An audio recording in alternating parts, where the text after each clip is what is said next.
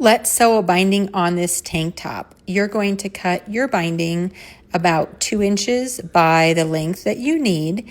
And on this one, I don't like to pre-measure my binding. I really just like to stretch it slightly as I'm sewing it. Here I'm sewing the arm opening, and you want to stretch it about 10 to 15%. If you want to do the math and measure it out, you can go ahead and do that. But I find that this ratio gives the perfect stretch binding.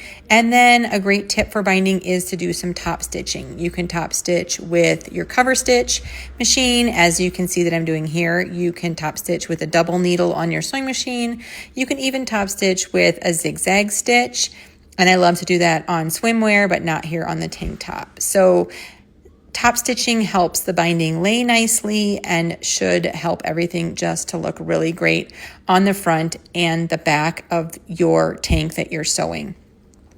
I like to sew all my bindings on with the seams open. So you can see that I sewed that arm opening without the side seam sewed up. Many of you may disagree on this, but that is how I love to do that. So after I sew the binding on a nice open seam, then I sew up the side seam or the shoulder seam. And to finish, you're going to want to, if you sewed with a serger, you're going to want to finish the serger tail and not just cut it off. So I like to use a darning needle and bring that through the middle of the seam.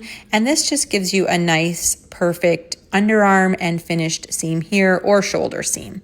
So you can see here that I sewed both the shoulders and the neckline with this binding technique, and the end result is adorable. And we have this fun tank romper that I made my daughter.